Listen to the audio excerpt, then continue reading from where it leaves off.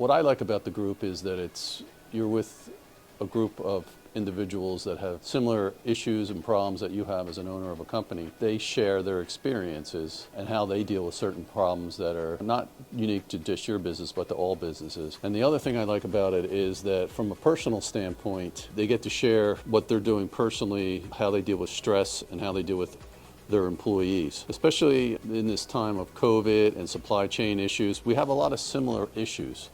So we get to brainstorm on what's the best way of dealing with that. I would say the other thing is that Mark Bernstein's a great moderator. He gets everybody involved. They give out homework assignments that make you think, not short term, but also long term. What are your goals? Where do you want to be 3 years from now, 5 years from now? And I think that's really important to plan that and just don't, live for each day. Well, I would recommend the group to any CEO or anybody that runs a business, because you're not going to be able to think of everything on your own.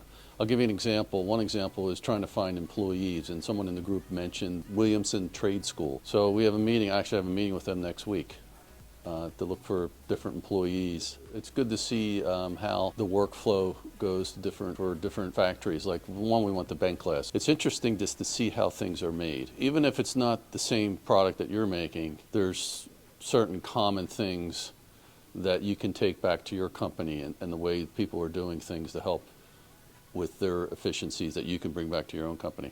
Just makes your company more efficient. Yeah, I would say the way it helped me was with finding individuals to work for the company, like through this recommendation of this trade school in media, but also just to have some time outside of work to think about the big picture. Where do you want to be in 3 to 5 years, and how do you accomplish that? And it's important to write that down and not just think about it, but actually write it down and figure out the steps on how to get there. So I think that's important.